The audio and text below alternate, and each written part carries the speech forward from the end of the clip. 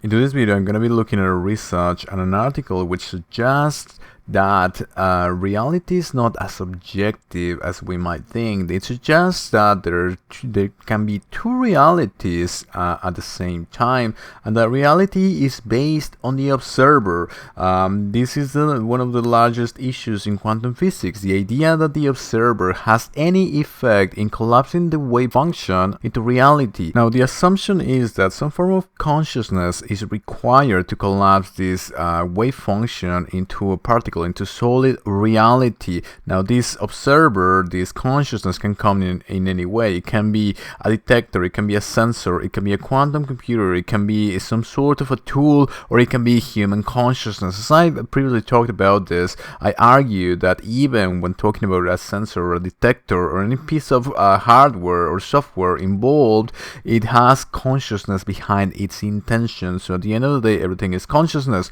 So that is something that is accepted in quantum physics. What is not accepted is the fact that there can be two realities at the same time. We could choose one reality over the other according to the multiverse theory, but having two realities exist at the same time is something that was only proposed by Wigner in the famous Wigner thought experiment, which suggested that two observers could have a different reality at the same time. And now with 20th century resources and technology, scientists were able to look into this experiment and confirm that indeed two realities can exist at the same time. Before I move forward, I would like to remind you that if you want to join the growing discussion on consciousness and would like to be notified on the latest scientific discoveries and theories surrounding this topic and how they connect to ancient mythologies and philosophies, please like the video, subscribe to the channel, as I'll try to upload at least one video per week as I continue with the outline. Okay, so on the Daily Mail it says, mind-boggling experiments suggest multiple realities can exist at the same time. I like some of their conclusions here, because this is actually a well-written article, but it's played by ads, which makes it very hard for me to read. So this is why I'm going to focus on another one. Sadly, this is the current state of journalism, but it is what it is. So it says a long-pondered thought experiment finally gets a laboratory test. This is the whole experiment was done based on a thought experiment by a physicist. The thought experiment is called Wigner's friend, and it was a sort of a thought experiment just like Schrodinger's cat, but they managed to prove it now that we have the technology to do it. So I'm gonna go into it. So the result proved that two subjects with opposing observations can be right. So I'm gonna be talking about this observer effect. This is the biggest issue in quantum physics, the idea that the observer collapses the wave function into reality and creates a reality for everyone. But supposedly sometimes they look at it and it's one thing, and then another person looks at it and it's a different thing, and they don't know what current reality is. So they say shut up and calculate and keep going through it, and all of these thought experiments were adding into them, but now they made the actual experiment and it's showing that things are still really weird.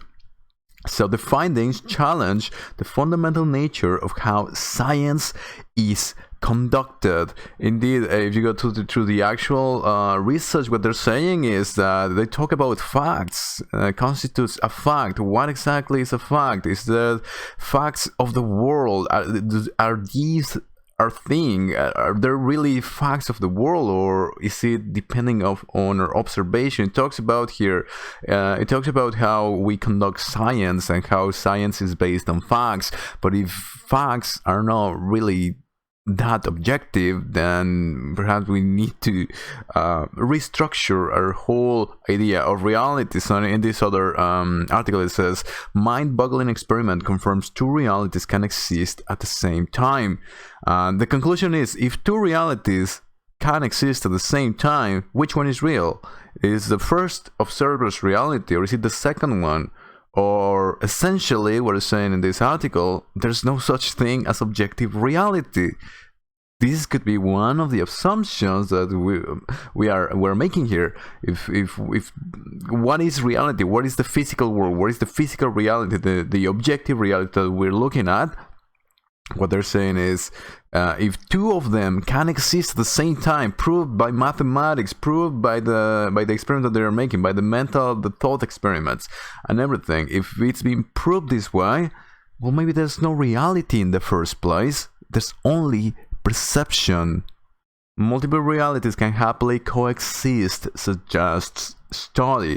So this one goes, the insinuation here in this title is that the multiple universe, and even the visual here, the image, I've used this image before in, I think, in a short video when I was talking about the multiverse. I made a video on this here. So there's two theories of quantum physics. One is the Copenhagen interpretation, and the other one is the multiverse interpretation, because they made these experiments and they realized that, well, it seems that reality is not real, and when we look at it, it becomes real. So there's two choices. One choice is that at the moment we look at it, it becomes real. The other choice is that all of the realities are real. The superposition of the wave function, it's all real. All can happen, and there are multiple universes where all of this is happening, and we choose the universe where we decide reality to be. So this is what they're saying. Multiple realities can happily coexist. Something like that. But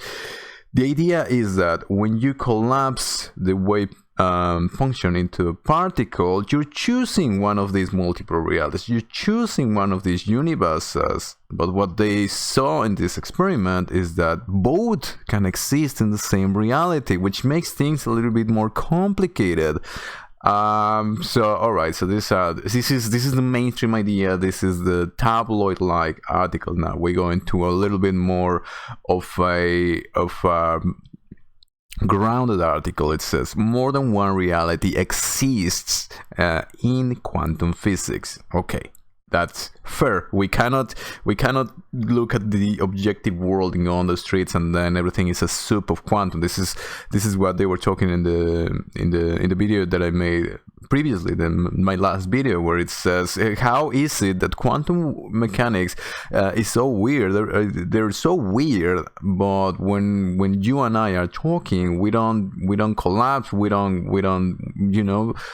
go outside the boundaries of our bodies. Our particles are not just a soup going back and forward. And the argument that I said there was, when people go into the psychedelic substances, their worlds actually collapse and they disincarnate entities. But in actual realities, this does not happen, even though the assumption is that quantum physics is applied at all scales all of the time. Then what is the variable that makes our reality so solid and so real when the science is saying that nothing is actually real?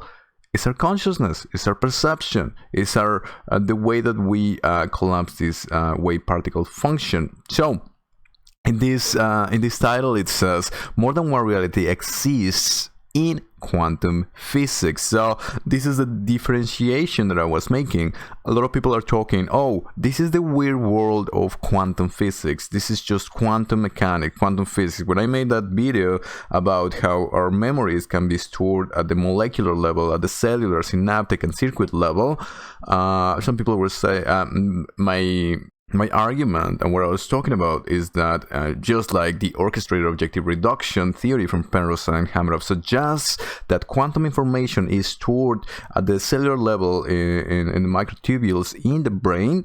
And when I looked at that research saying that we are our memories, and our memories are stored at the cellular, molecular, synaptic level, not on a specific region in the brain. It seems that we're talking about information, and people were saying, oh, don't confuse people. If you use the word quantum, you're going to confuse people, because quantum physics is a thing. It's an isolated thing at the micro level, but this is not the case. And we have the research. In the previous video I brought up that research where it says that molecules are still, that this weird, bizarre world of quantum physics does apply to molecules, large molecules, not only atoms, but large molecules. And what scientists are asking is, when does it stop? At what scale does this strange world of quantum physics stop? And the assumption, the idea is that it never stops. We're all quantum.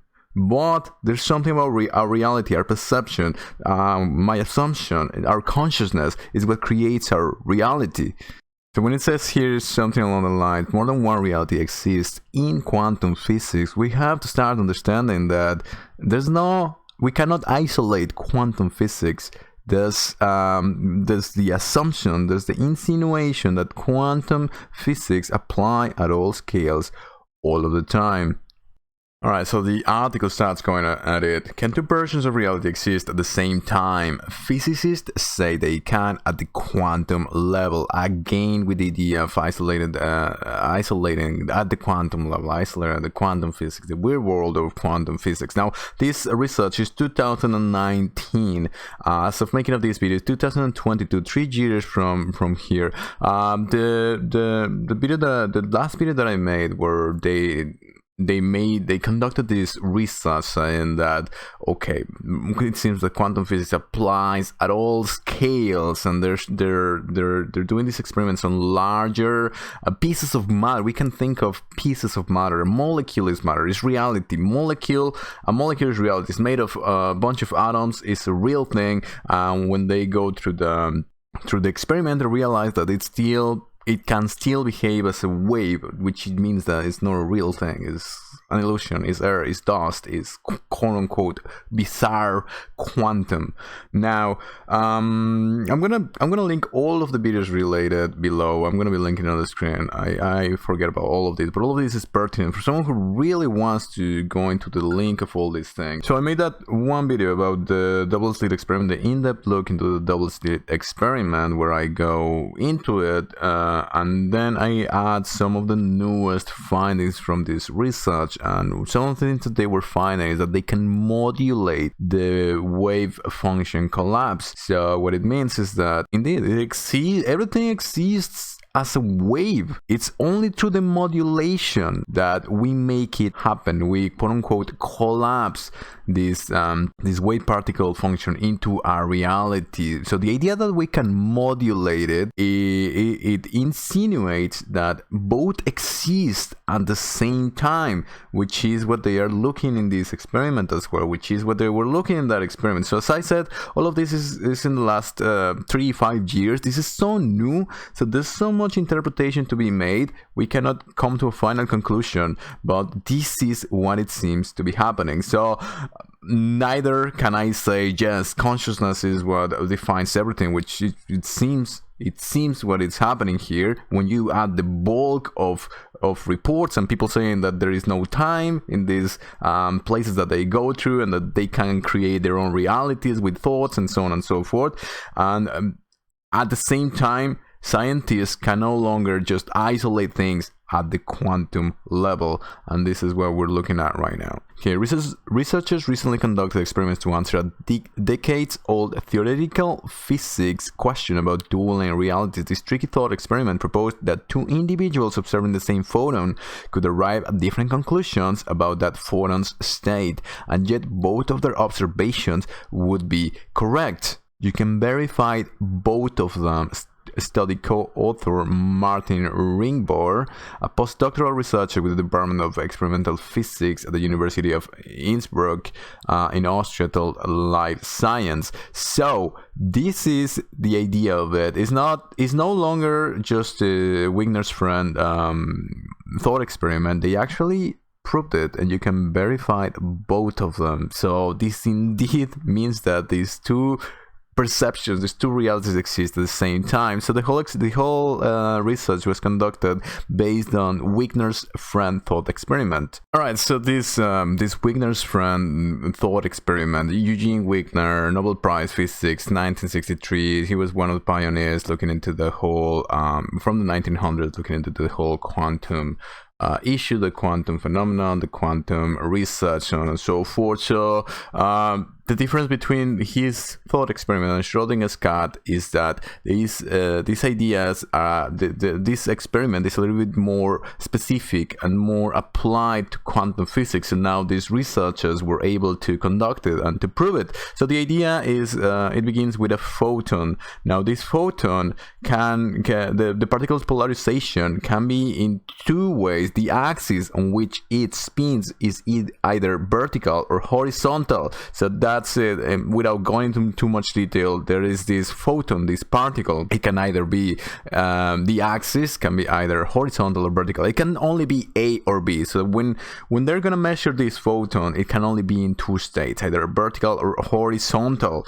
The idea is that before this photon is measured, before it's collapsed into a real world, so the origin of the experiment came to see what is light, what exactly is light. Is it a physical thing? You know, they would see light coming and they would see, is it a physical thing? Does it exist? Is it your only energy? What exactly is light? When you imagine that we don't have any information about light before the 1900s and we don't know what it is, you would like to see what exactly is light. Is it a physical thing? Is it an illusion? What exactly is light? So that's where all of the experiments came about, and they realized that it's neither. It's not physical and it's not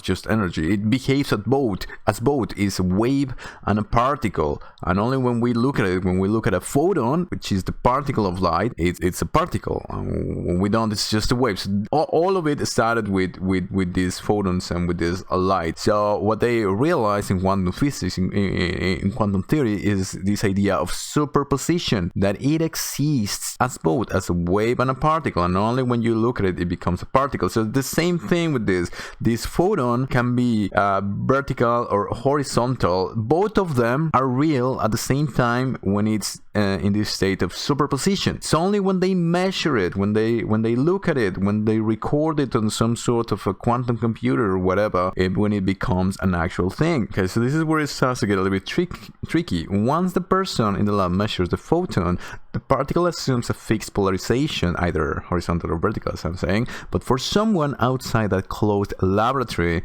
who doesn't know the result of the measurements, the unmeasured photon is still in a state of superposition. So this is the two realities that they're talking about. For one person who already measured it, it's already collapsed into either vertical or horizontal. For the other person, and I find it really interesting how they use these ideas of they're outside the lab, or they didn't look at the information, because we don't know what makes reality real. They're saying, oh, is it when you look at it? Is it when you measure it with a tool like a quantum computer or like a sensor or whatever? When do things become real? We don't know. Is it a thing about range? Is it about proximity? Someone outside of it? Is there locality to it? And then you go into entanglement and all those issues. I'm going to be going into it a little bit. So this is what they were looking at. So the outsider's observation, the reality, therefore, diverges from the reality of the person in the lab who measured the photon. Now you start talking about time as well.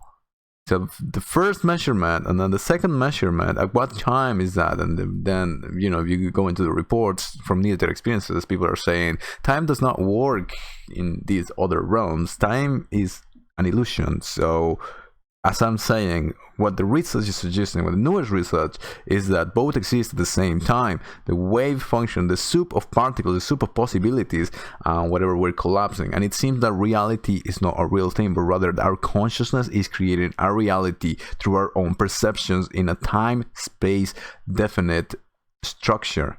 Now, the big issue here is that they're saying, fine, so one person looks at it and let's say it's vertical. And the other person looks at it and runs an interference pattern experiment, and it's a soup of possibilities. It's superposition. What they're saying is none of it is wrong. They're both correct at the same time. So this is the idea that the two realities are correct at the same time. So this, we have to remember, this was a thought experiment. They went through the math, they went through everything, and it turns out to be real. So what they're saying is that can we call something to be a fact of the world? Is there an objective reality really? And even if we're just talking about quantum physics, it has repercussions. All right, I'm gonna go briefly into the actual experiment and how they are putting it here in the article. As I said, if you want to go through the actual thing, it's all right here. They made the idea.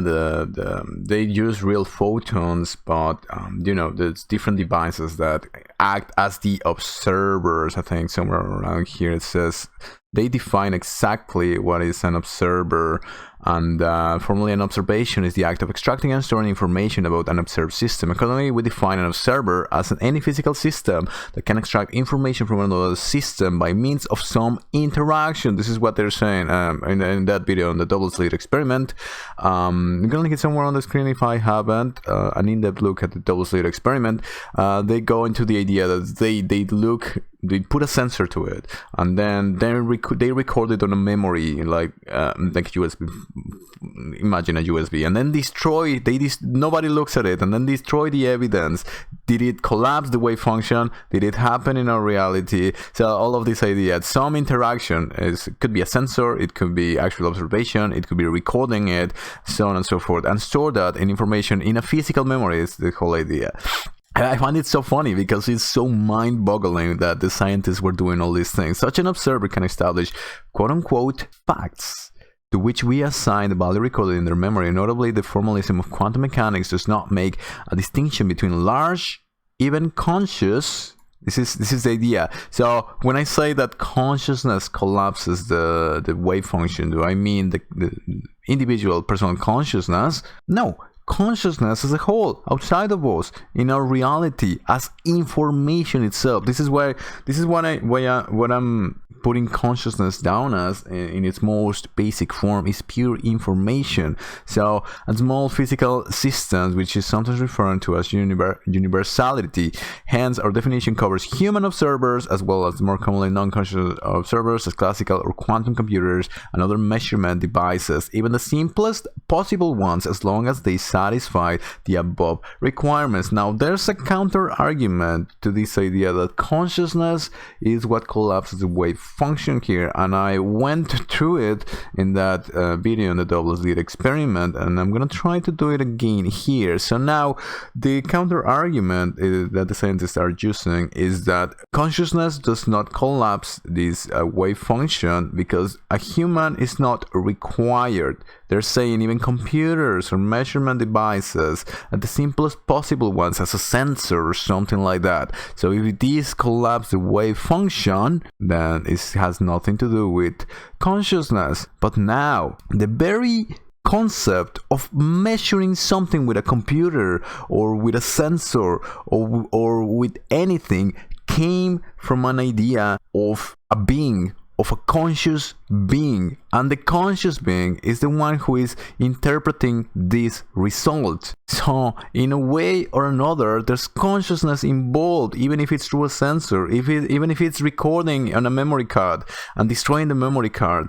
The idea that we collapsed it, we brought it into the real world, into reality, is right there. Now, what this research is suggesting is that even when we, or through an observer, through our memory card, or through a physical observer, an actual human being looking at it, we collapse it. We collapse the wave function and bring it into reality. We create the particle, we create the photon, we make it so it has an horizontal axis to its polarization. It also still exists as a wave function. So both realities are real.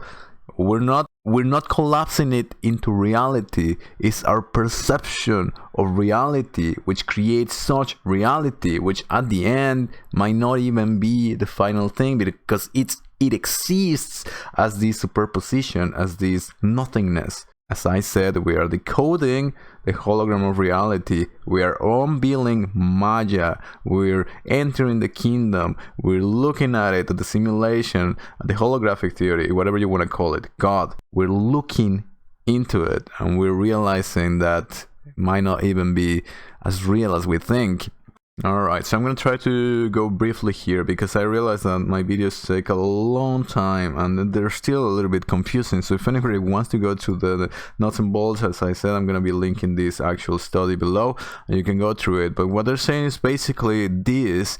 The photons in the setup were real, as I said. The four people in the scenario, Alice, Bob, and a friend. So it's Alice and Alice's friend, Bob and Bob's friend. And then the friend conducts the experiment, and then Bob needs to to confirm it, and then Bob runs the interference pattern. This is Wigner and his friend. It's the same thing. So it's Wigner and the friend makes it so that the photon is a vertical polarization. So when Wigner actually looks, Wigner has two options. He can either look at the memory card and say, oh yeah, it's a vertical polarization, or he can run his own interference pattern experiment and realize that it's still in superposition. So both Wigner is right and his friend is right. Both exist at the same time, so they did the same thing. So Alice and her friend, Bob and his friend, and it's the same thing, but that they measured. So as I said, it's a real photon. The four people are different observers. I don't know exactly what they use, but probably sensors, something of that nature, but it's the same thing. What I found here is that Bob, the two friends of Alice and Bob, who were located inside each of the labs, so that's what they're saying. So they're inside the lab, and the one is outside of it. They're not thinking about it. Whoever the friend that is outside is not thinking about it, is not looking at it, is meditating behind the tree or something while the experiment is conducted. It's so mind-boggling that they don't know what to do with it.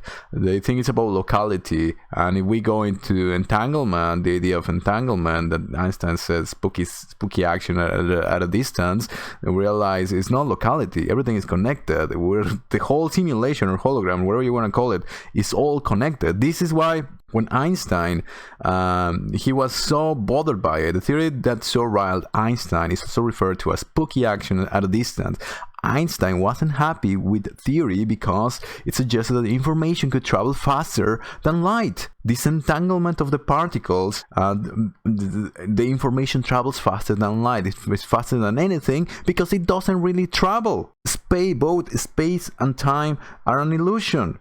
They're not traveling anywhere. When one switches, the other one instantly switches or is in accordance with the first one because of such entanglement, because there is really no distance where everything is connected and it's all part of the same thing. This is the implication here. I think I already went through the experiment. I wish I could explain it a little bit better. I feel that I'm not explaining it correctly, but this is basically it. This is what they're saying. So one of them collapses the wave function, makes it either horizontal or vertical. The other one runs this quote-unquote interference pattern. When they say they run the interference pattern, they shoot it through the gun or whatever, just like in the previous experiment where they shoot this molecule and then it goes into a wall, and then the wall creates this interference pattern instead of two slits, which means that the superposition of these particles were collapsing through each other, and they all existed at the same time, and it's weird. It's really weird. So I'm gonna link that somewhere on the screen. I think I haven't linked it. It's very pertinent to the whole thing, and so yeah, this is the whole idea of it. So if they run the interference pattern, they would see this characteristic pattern of light and dark fringes, where the peaks and valleys of the light waves add up or cancel each other out. They collapse with each other. They interact with each other, even though it's just one. It's supposed to be one particle, but since they are in superposition, they exist everywhere. They are collapsing with each other, and they create this interference pattern, these light and dark fringes. The particles.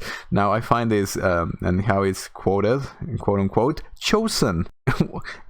How can the particles choose?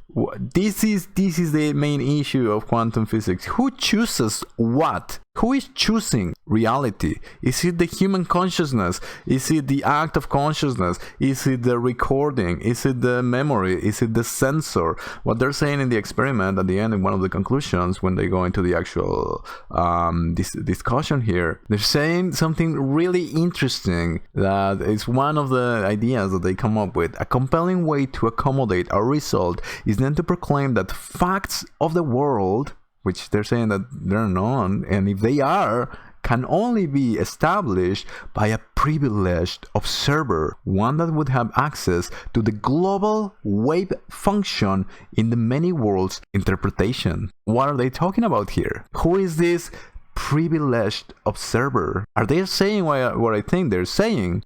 These are scientists. This is a science experiment from Wigner's friend. Who is this privileged observer they're talking about? Are they talking about consciousness as a whole? Are they talking about Brahman? Are they talking about what are they talking about? So they're saying in the global wave function in the many worlds interpretation. So the facts of the world come from someone who has all of this information of the if the multiverse theory is actually real, which could my conclusion in that video is that I made a video about the multiverse. I'm gonna link it somewhere on the screen and you can find it below. The conclusion is that in order for the multiverse theory to be real, because it would be so weird and so complicated to have such a reality, such a physical reality, and have millions of them depending on the choices of millions of people at every second, it just wouldn't work. So the other idea is that it's not really so real. It's mainly a hologram. It's mainly a simulation. It's not correct. The idea of simulation is not correct, but a lot of people understand it as that. Understand the idea of a simulation or virtual reality. It's not real. It's just a hologram. It's just a perception. Only your consciousness is what makes it real. So if it's not real, if it's really an illusion, then all of these worlds would be able to exist. And only this privileged observer can proclaim the facts of the world in a real, in a specific space-time position. The facts of the world come from this privileged observer who has access to the global wave. This is insane. So we're going a little bit further here. I'm gonna be building upon this in the future, but let's go back to this idea that if the particle is chosen, who chooses? It seems that what's being chosen, the particles are chosen through consciousness, through individual consciousness, and this whole consciousness as a whole. So both the individual consciousness who chooses to create this photon into a horizontal or vertical is creating this reality for them, for their perception, for their consciousness. But at the same time, if Wigner looks at it and decides to run this interference pattern instead of believing in the facts of the world that Wigner's friend looked into and arrived to, if he chooses to look at the wave function, he's gonna find the wave function. So both of them are real at the same time. We're seeing that, or maybe none of them are real, and everything is just a hologram and an illusion. Okay, let's ground it now, because it's fun to look into all of these things and how it might apply into the larger scheme of things. But if we look at it a little bit more pragmatically, what does this research offer? Sorry, measurements themselves are absolutes, as these new findings suggest that challenges the very meaning of quantum mechanics. It seems that, in contrast to classical physics, measurement results cannot be considered absolute truth, but must be understood relative to the observer who performed the measurement. The stories we tell about quantum mechanics have to adapt to that. Rimbaud said, this is one of the persons involved in this research. What they're saying is that truth, the concept of absolute truth, what philosophy is also looking towards to, is relative to the observer. This happens in quantum mechanics, quantum physics. So this is what they were saying. They look at the information, they put in a recording, they destroyed the recording, they were figuring out if it was still real, if did it collapse, did it not, and they said yes, it collapsed the wave function, so on and so forth. What they're saying, now that they managed to prove this thought experiment, they're saying it's not. Both realities can exist at the same time. Now we proved it. What do you do with that? What we do is that it depends on the observer, the reality that we are watching. So okay, let's say that this does not have any effect in the real world, in our physical laws, and we cannot change reality by thinking of it as simply as it is in terms of quantum physics, where we can run an interference pattern to our reality and change our lives. We cannot do that in the real world. What happened in the real world, and that's that. But I'm just gonna offer here a few implications in the real world.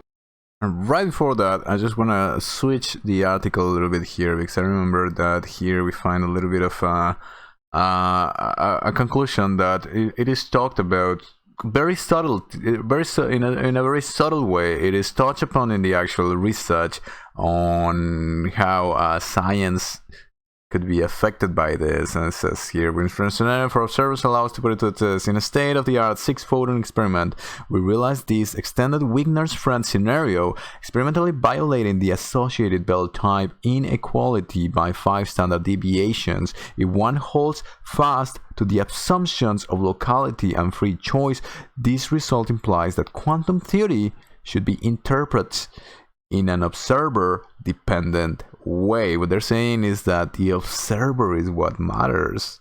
The observer can change reality. Now, you think about the implications of what the scientists are saying, it's just insane. The implication is that we need to redefine even perhaps science and the scientific dogma that currently invades the status quo. And a lot of people are trying to defy the scientific dogma because science against it is coming through it. There's no such thing as science as an abstract. This has been my argument for a while. There's science for different things, and then you're gonna find contradicting science to that. So what do you do with that? What does the science says? Science says different things. It depends on who made the experiment. And this is what they're saying here. The implication of the study not only confirmed the long-discussed experiment, but challenged the foundation of how observations are made. The scientific method relies on facts established through repeated measurements and agreed upon universally, independently of who observed them. Say Proietti, I'm sorry if I'm pronouncing the name incorrectly, in the paper published in Preprint Journal Air. This is the one that I'm going to be linking below. You can go through it. As I said, everything comes from this actual research. And in quantum mechanics, the objectivity of observations is not so clear. However, if those facts can neither be proved right or wrong or both, as Proietti's work posits, then science itself may have to change. As I said, we are pummeling the scientific dogma with a sledgehammer. And this needs to happen, just like humanity before pummeled down the religious dogma. We need to start doing this.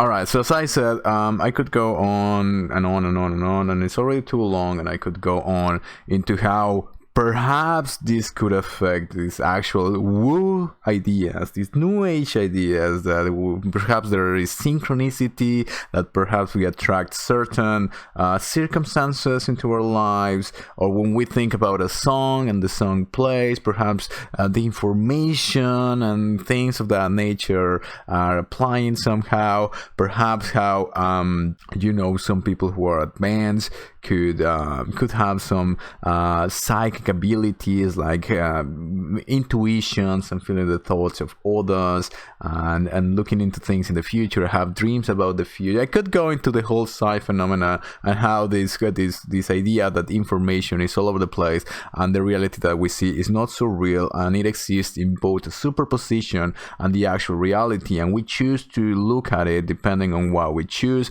on how the multiverse theory could be real, and we could be choosing a reality with every second, with every decision that we make, because the reality is not actually real, so on and so forth. I'm not gonna go into it right now, but I'm gonna offer an actual pragmatic implication to this, and it comes into the realm of quantum biology and medicine and healing and treatment. So as I've been saying, and I'm gonna link this somewhere on the screen, it has been proved that quantum effects exist in biology, exists within our bodies, with the cells of our body, within our molecules, within our very DNA, and how even things like mindfulness and our state of mind can change the state of our DNA, and how there are quantum effects on our DNA. Now, if we collapse reality through observation, through our ideas, through our consciousness, why couldn't we say that we, with our consciousness and with our observation, with our perspective of reality, could modify, alter, influence things within our body, which exists at the micro levels. If we think that if we go on with the status quo of quantum physics and we say quantum physics only applies at the micro level, within our bodies, the way that bacteria is created, the way that viruses react, the way that our immune system acts is at the cellular level, at the molecular level. They proved, as I said, that this wave function exists in molecules. We have molecules within us. If, as they say, the observer is what creates all of this, if consciousness is what determines or is influential in quantum phenomenon, could we change things about our body, about our DNA? Could we be more efficient in fighting this? If someone is told, it's hard for me to put this. I'm gonna be linking those videos that I made below. There's one about how there is quantum phenomena in DNA. The one about how mindfulness, what is called mindfulness, quote unquote, which is consciousness, which is thoughts, which is perception, has an effect on DNA. I'm gonna be linking some of those below. And those have the research attached to them as well. So to make it easier, if somebody is told that they have cancer and they believe what the doctor is saying, the doctor is making an observation, is collapsing a reality onto them, perhaps is influencing things at the molecular level or things in the mind of whoever, of the patient. Now the patient has two choices. Is he gonna believe what the doctor has recorded? Is he gonna believe what has been measured by the medical system, by the people around them? Or is that person gonna run their own interference pattern through their own situation and realize that everything exists in a wave function potential, and perhaps they could have a different observation to what the initial observation defined. I know I'm not making myself too clear there. I'm gonna be going into all of this when I apply philosophy to the science. When I talk about this philosophy that I've been wanting to make, which is gonna come from the science. I'm going to be looking into all of this in the future, but this is a quick, more pragmatic implication that I can offer right now. I'm going to be developing in the future. But as for now, this is what we're looking at. Two realities exist at the same time. What is the variable? What is the variable in all of this research in quantum physics that I've been going into? Consciousness, perception. We could have more power and more authority upon our very reality.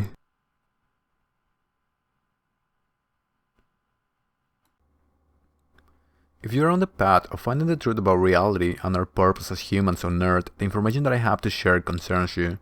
After a lifetime of research in philosophies ranging from Buddhism to the occult, I've encountered themes and patterns along some baffling information that is beginning to be seriously studied by science.